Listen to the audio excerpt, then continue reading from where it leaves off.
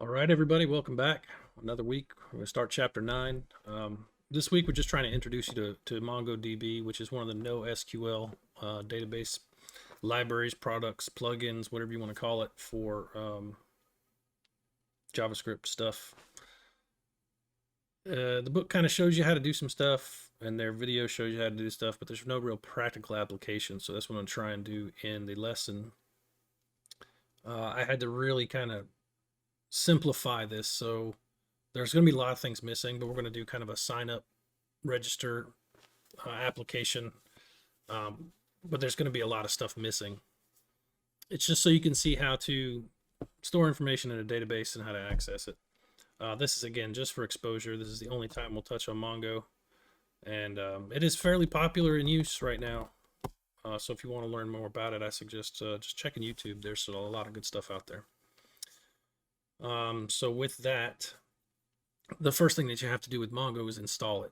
So there is a link in Moodle right here for the MongoDB downloads. Just come in here, select the current version, whatever platform you're using, and it's supported on Linux, Ubuntu, Mac, Red Hat, everything. Just make sure you select the correct operating system for you and your correct package, whether you want a zip or an MSI. If you're on Windows like I am, use the MSI. That's just an installer that does the stuff for you. And click the download button. When that finishes downloading, go to your downloads and, well, let me just do it real quick. I've already done it once. You can see, just open the file, say yes, because you need to run it. And it'll come up with an installer like you see everywhere. I've already installed it, so you're going to see different stuff. Just accept all the defaults. Put it on your C drive. Let's see. Change. No. Anyway, like I said, I've already installed it, so it's just to install it like you would normally. It will also install something called Compass, which looks like this. And this is how you will manage your databases in the future. We'll look at this at the very end. Other than that, you don't need to know anything about it. Just know when it says it's installing Compass, that's what this is. And we will jump into Visual Studio. Trying to keep this short and sweet. But I also want to make sure you understand how to use a database. So we're going to use some of the same stuff, body parser, express. We're going to introduce you to Mongoose, which helps you communicate with MongoDB. So first thing, npm init. And let me zoom in so you can see what I'm doing here. Zoom this down. Nope. Let's just pull this up.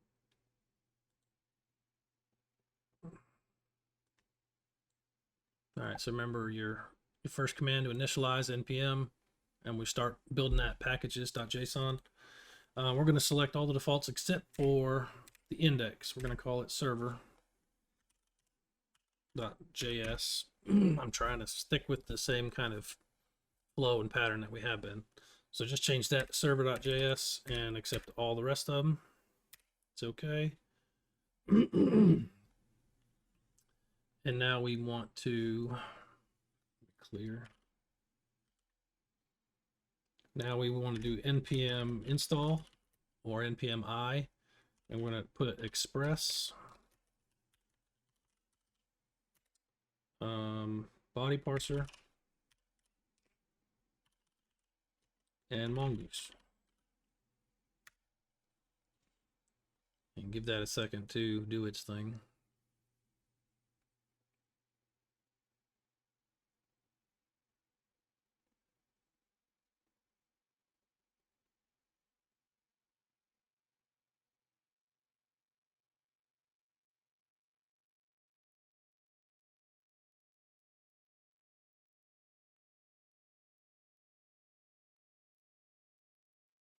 Excellent. So when that's finished, you should have your packages.json file, package.json. You should see the dependencies listed there. So you know you have them. And the next thing we need to do is create that server.js file. So let's go to new, add new file, server.js. And this is going to be your server and your workhorse where all the code is going to be basically. And just like any other projects, you need to create your variables. Q require express.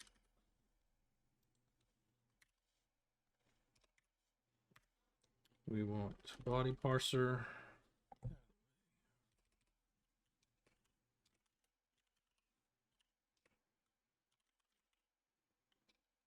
Gotta capitalize that. Don't need to, but that's what we do.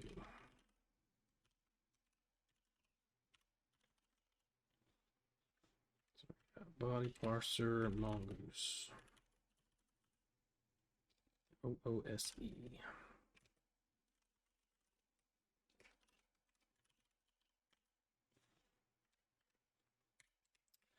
And then we're going to start our server and tell it to log when it starts the server. So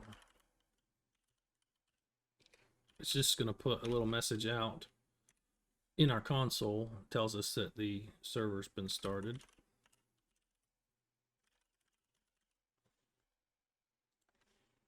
And actually start the server in the constant variable server. It's an express server. And now we want it to use body parser .json to read stuff in a JSON format.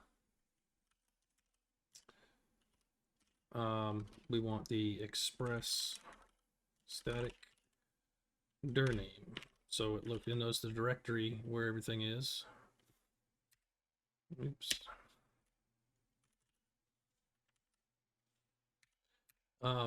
If you put a CSS file, like we have been doing, you add all your CSS in a separate file. Make sure you add, another line like this,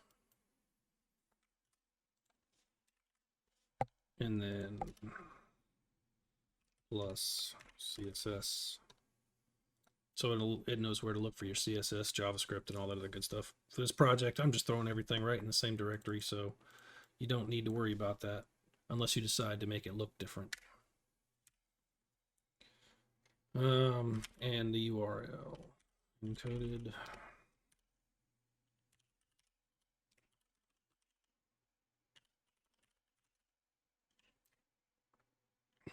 We're going to set that as extended true.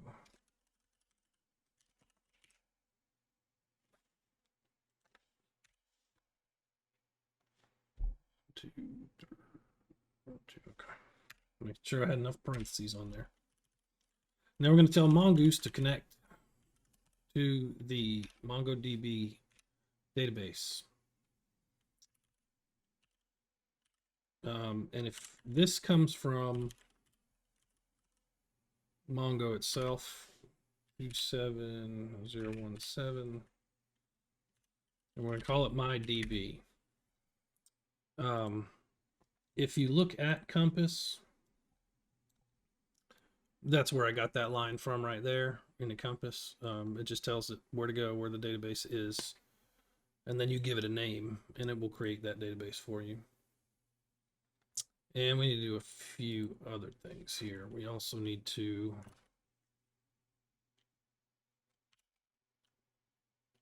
use new URL parser. I'm going to set that to true and use unified topology. UNIFIED topology. And set that to true as well.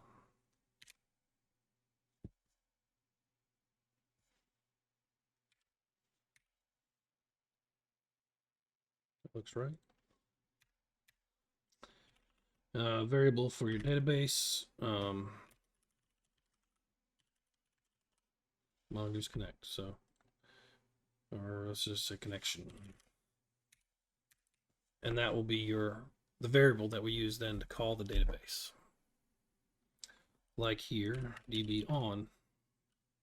If then we're going to pass this error.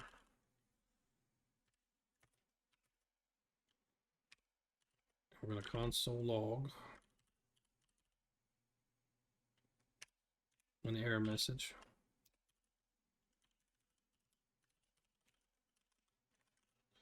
If there's an error,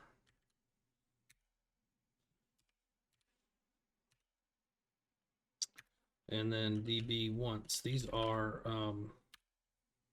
MongoDB commands, and this just means it will only do this once. It's just going to open the database once.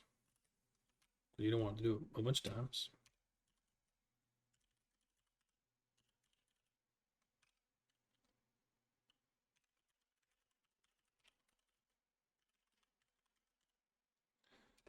So if there's an error, every time there's an error with this on, it's going to throw that error connecting if there's an error.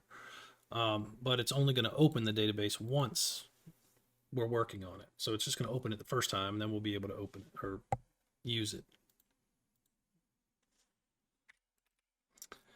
Then we need our post and get methods. So we are going to post to we'll just call it a sign up page. Call it sign up. I guess that'll work. Pass it a request and a response.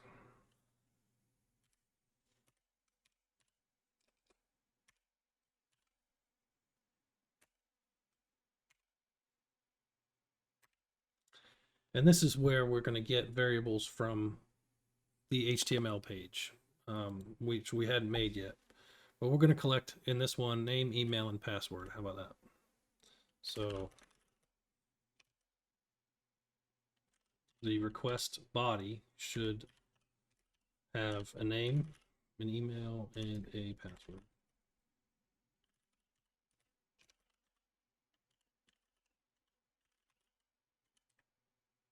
That's supposed to be a comma, not a semicolon.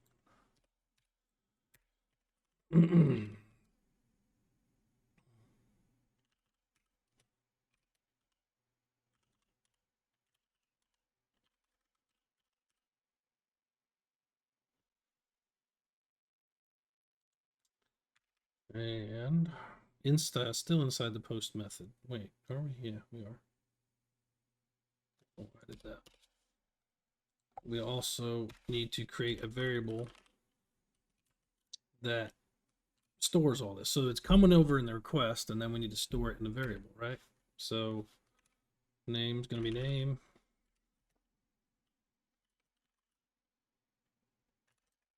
Email is going to be email. Trying to keep it simple.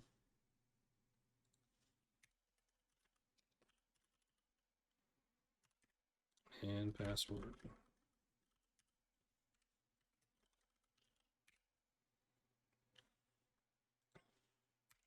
So we have a variable to store the data, and then we're going to put it in our database as a collection. We'll call it users. And we're going to insert one, the variable data, and if there's an error, hopefully there won't be.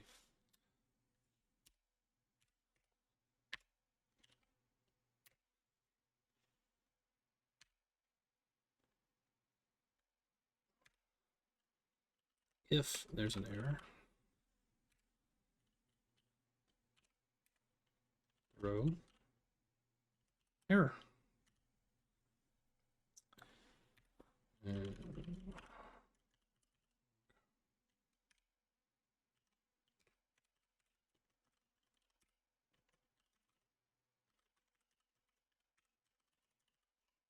so if there's no error, it's going to just tell us that the record was saved right in our console. We won't see that, but we'll be able to go back and check it in Compass. And we will send a redirect. Hold on.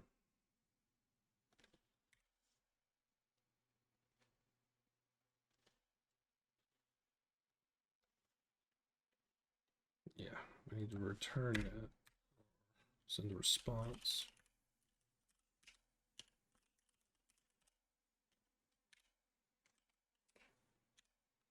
So basically, it's going to tell us that the record was saved and send us to a page that tells us it was successfully saved.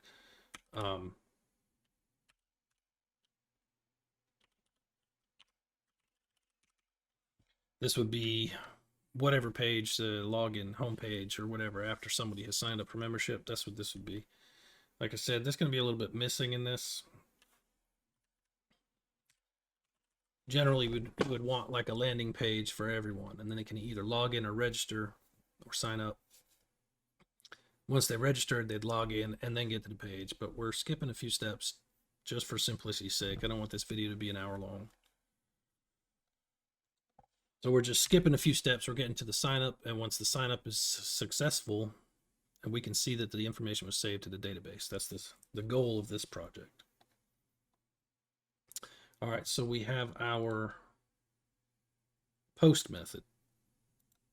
Now we need to set or do the get method. And that's going to be to the root. And request response.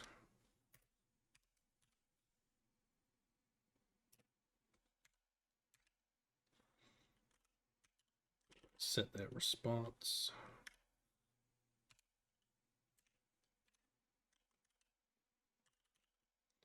Allow access.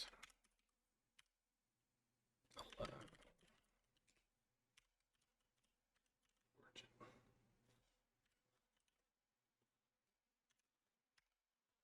That's just an asterisk between two quotes if you can't see it so well. And then we'll return that.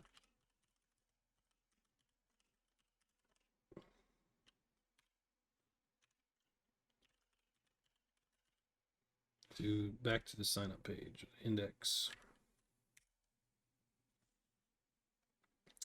And lastly, we need this to listen. We need to get to listen to port 3000. We'll just do that for this. I think we've been using like 8080. You can put whatever port in here you want.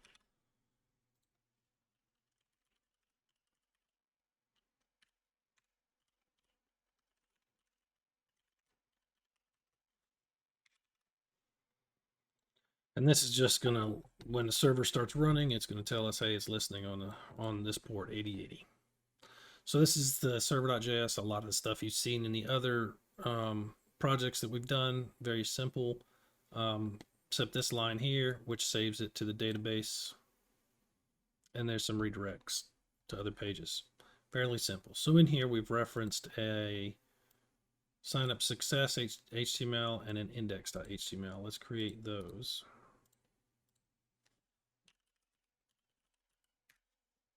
So on the index, we're going to put the normal stuff we put in everything, minus a few lines. So, you know, we got our title. This is how you would put the CSS in here if you were going to use CSS and style it, make it yours. You set the width and charset. Same stuff we put in everything. Make sure you have a body that ends and end that HTML.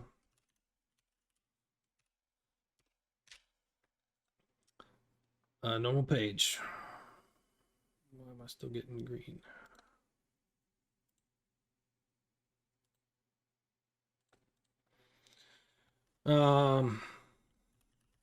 And here we'll just kind of do my little wrapper.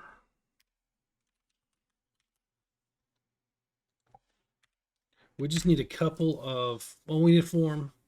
We need a space to put their name, space to put their email, and a space to put their password. We did use name, email, and password, right? Yeah, so it's expecting name, email, and password. So let's do that. Just make a form. Action is going to be sign up. Sign up. And the method is post.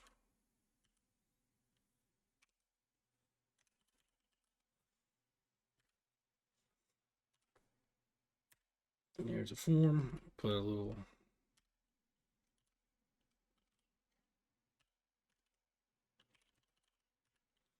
keep wanting to spell sing. One input's going to be for the name.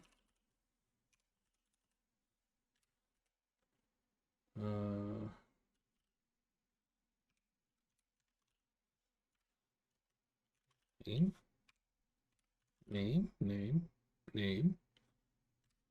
Put a placeholder. Name.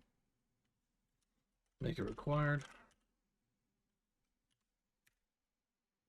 We'll have another input for the email. Wasn't there an email input type? I don't recall. Probably. But we'll just do text because it's easy. Named email. Placeholder. Email.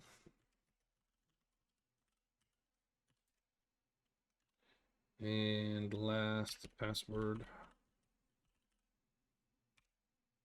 We could do password. Remember we did that in the other one and it just showed dots, but just trying to keep this simple. So I'm just doing a text.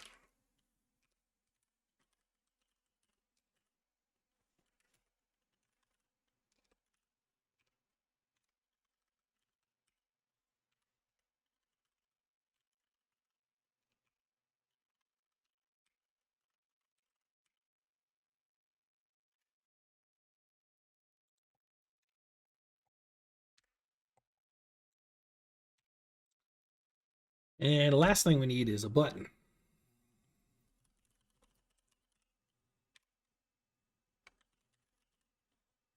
And that's a type, input type of submit. It says submit on the button, and it has an ID of submit. Because we are keeping it simple. And that should be all you need for the HTML page. And if you want to look at that, you can just go navigate to your wherever you keep it. That's not right.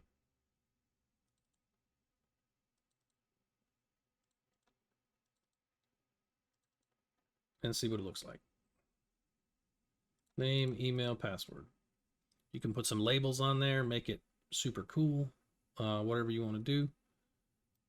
This is just super simple. In fact, I might just do this. Put a couple breaks in there just because I like my stuff to be viewed up and down rather than side to side. Where did it go? Did I close it? I closed it.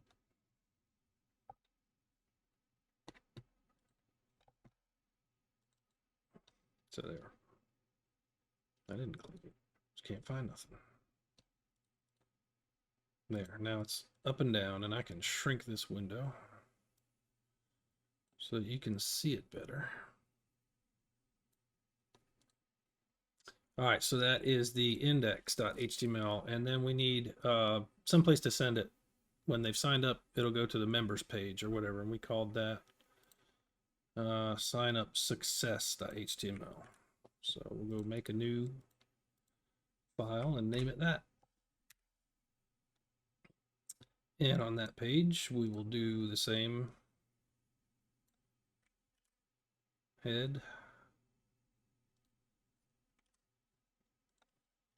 Put a body,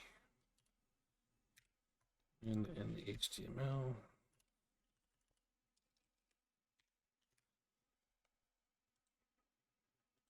And all this is going to say is that you did a good job signing up. Awesome.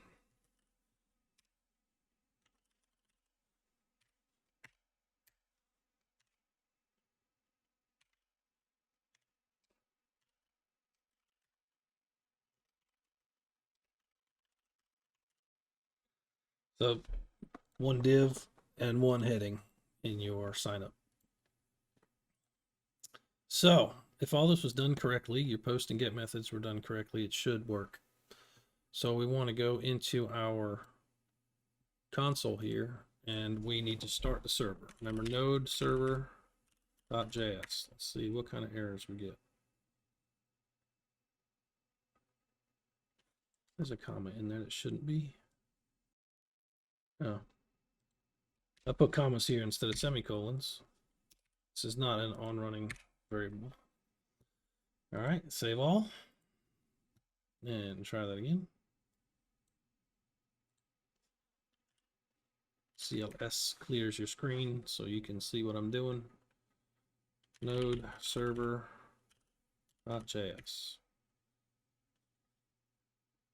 Error connecting to the database.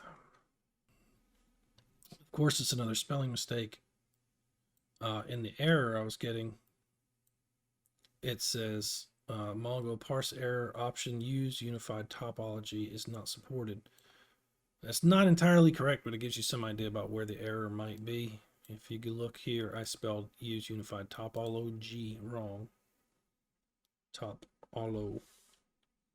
It's another O in there. Use unified topology. And then it recognizes it as a command. So let's try this again. Save all. Oops, save all. Go back to console. I'm going to clear the screen. Node server.js. Now it's listening. Okay, so we got of all the commands that we put in there. We can see that the server was started. We can see this listening on port 8080 and that it is connected to the database successfully. It does that once. So now if we open our sign up form, before we were just using the file, now we have to use Node to view it, right? So let's delete. So remember 127.0.0.1, and we are on port 8080. It should take us to the index.html, which it does. So now if I put a name in here, put an email in here, gmail.com, and a password 12346, and I submit it, the post doesn't work. Of course not. What did I do with the post? Again, a simple error. I forgot to put the root in the sign up. That should let it work. Save all. I got a Control C to stop my server and then try it again. Server.js. It's listening, it's all good. Let's see if this works.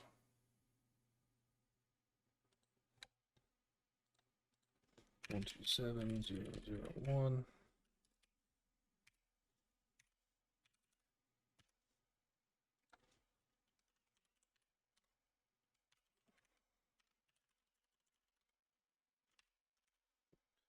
Magic button, sign up successful. And you can see over here in the console that it says the record was saved successfully. So that's a quick and dirty sign up, as long as you don't miss a backslash or spell something wrong. Then we can come into Compass, open Compass that was installed with MongoDB.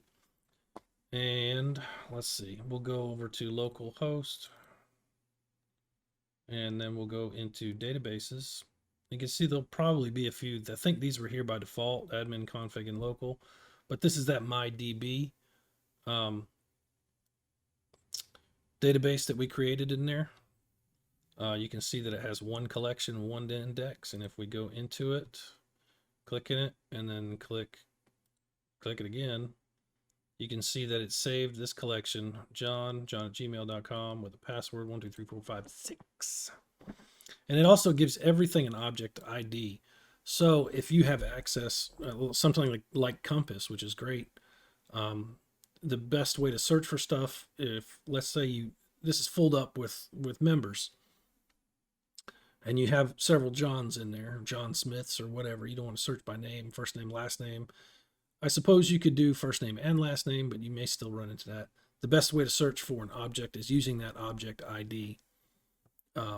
But that's, again, kind of advanced. I tried to keep this lesson as simple as possible, working with databases and MongoDB in particular, just to kind of give you some exposure to it.